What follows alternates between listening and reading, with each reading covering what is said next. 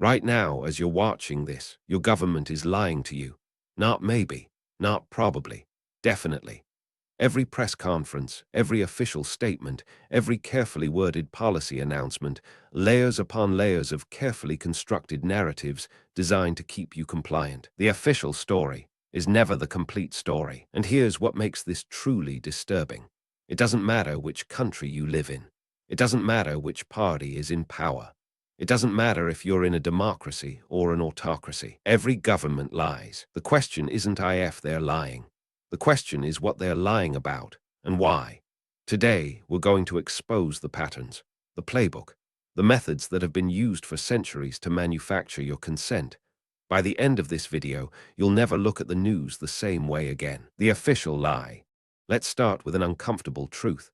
Every government in history has lied to its people, every single one. The United States lied about weapons of mass destruction in Iraq. Britain lied about its colonial atrocities. The Soviet Union lied about Chernobyl for days while radiation spread across Europe.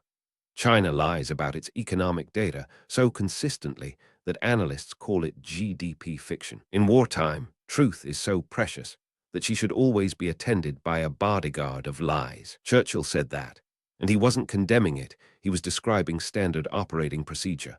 But here's what they don't want you to understand. It's not just wartime. Governments lie in peacetime too. They lie about inflation numbers by changing how they're calculated. They lie about unemployment by redefining who counts as unemployed.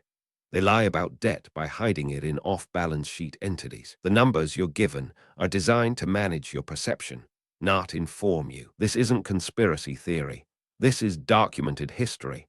The pattern is always the same. Manufacturing consent. In 1988, Noam Chomsky and Edward Herman published a book that revealed the machinery behind modern propaganda. They called it manufacturing consent. The core insight. In democratic societies, you can't control people with force, so you control them with information. Control the narrative. Think about it. How do you know what's happening in Ukraine? In Gaza? In China? You know what you're told. And who tells you? Media companies owned by a handful of corporations, dependent on government access, advertisers, and official sources. When the government wants to go to war, suddenly every network is broadcasting the same talking points. When the government wants to pass surveillance legislation, suddenly there's a terror threat that justifies it. The media doesn't tell you what to think. It tells you what to think about. If you're starting to see the pattern here, hit like and subscribe to keep exposing what they hide, because what comes next reveals exactly how they do it. The methods haven't changed in 100 years. The fear factory. Fear is the oldest tool in the government's arsenal. Fear, and they've industrialized it. After 9/11, the US government created a color-coded terror alert system. Orange meant high risk, and somehow it always seemed to go orange right before elections or when controversial legislation was being debated. Coincidence?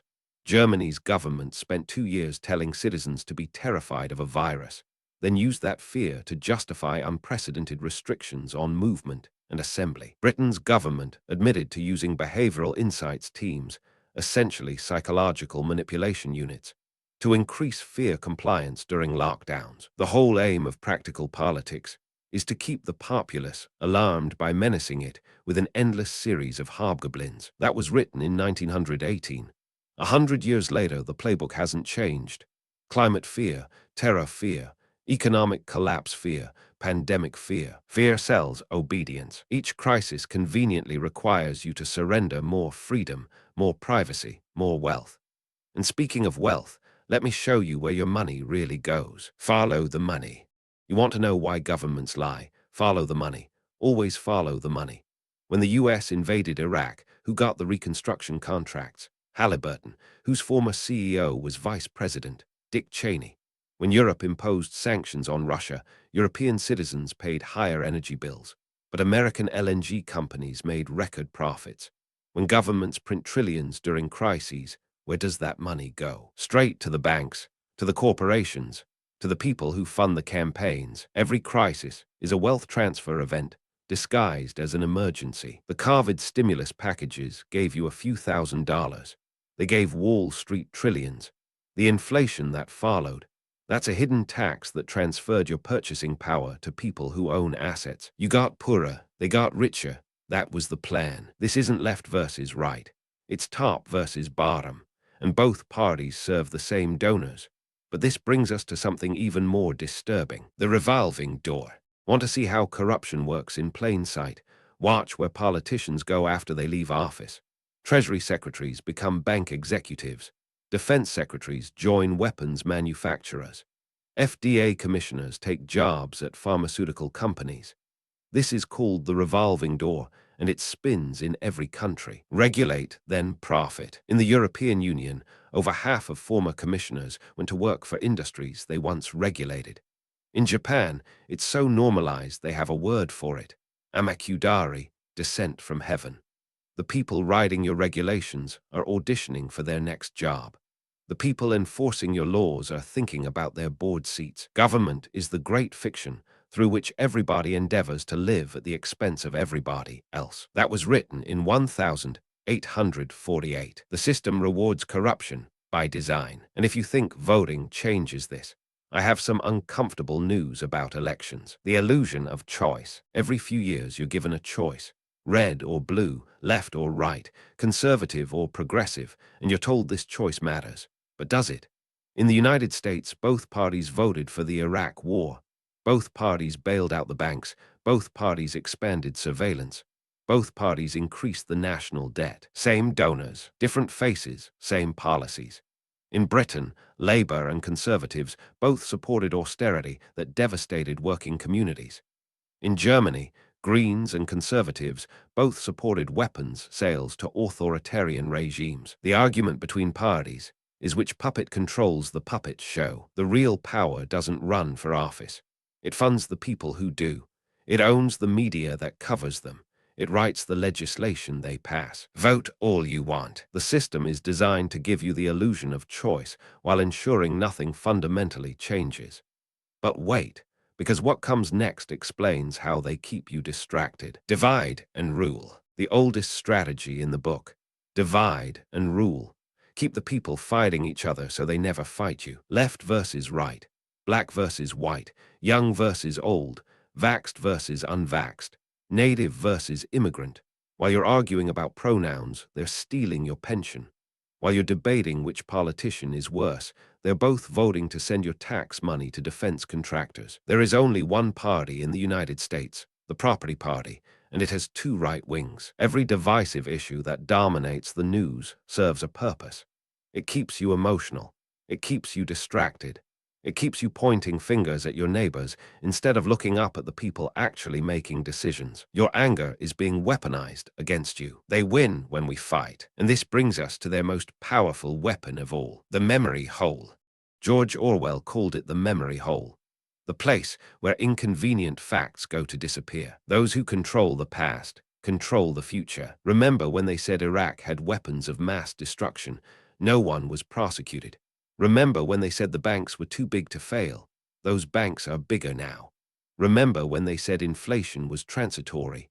Your groceries cost 30% more. 1. The lie is told. 2. The crisis passes. 3. The truth emerges. 4. No one is held accountable. 5. The next lie begins. This is the cycle, over and over.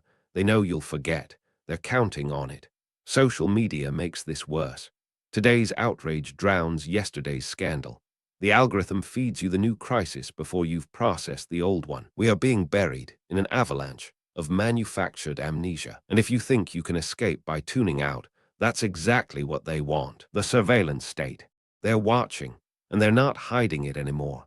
Your phone tracks your location. Your searches are logged. Your messages are stored. Your face is in databases you never consented to. They know everything. After Snowden revealed that the NSA was spying on everyone, what happened? Nothing. The programs continued. Expanded, actually. China has social credit scores. The UK has more cameras per capita than anywhere on Earth. The EU is building digital identity systems. The US monitors every international communication. If you have nothing to hide, you have nothing to fear. That quote is attributed to the Nazi propaganda minister.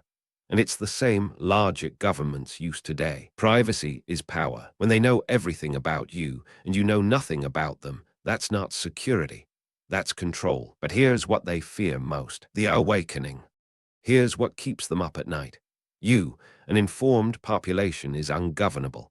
A population that asks questions is dangerous to those who profit from ignorance. Knowledge is power. Every tyranny in history fell when enough people stopped believing the lies. The Soviet Union didn't collapse from military defeat. It collapsed because people stopped pretending. The Berlin Wall didn't fall from bombs. It fell because people stopped being afraid. The moment you stop believing their narrative, their power over you ends. They spend billions on propaganda because they know your belief is the foundation of their control. In a time of universal deceit, telling the truth is a revolutionary act. You don't need to start a revolution. You just need to start questioning, ask who benefits, follow the money. Remember what they want you to forget. Every informed citizen is a threat to those who rule through deception. And that's exactly what you should become. So where does this leave us? Every government is lying to you. Not because the people in government are uniquely evil, but because the system rewards deception and punishes honesty.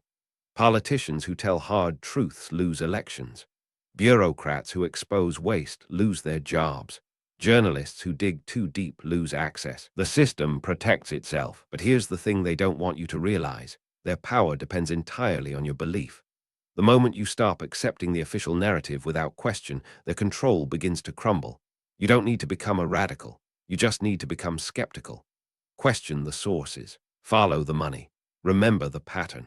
And most importantly, talk to others. Share what you've learned, because isolated skeptics are easily dismissed as conspiracy theorists. But a population that collectively questions authority, that's the one thing no propaganda can defeat. The truth will set you free, but first it will make you uncomfortable. If you made it this far, comment pattern recognized to prove you see what they're hiding. Every government lies. The question is, what are they lying about? And now you know how to find out. The truth is out there. You just have to follow the money. Like and subscribe to keep digging. Until next time, question everything. Trust nothing at face value.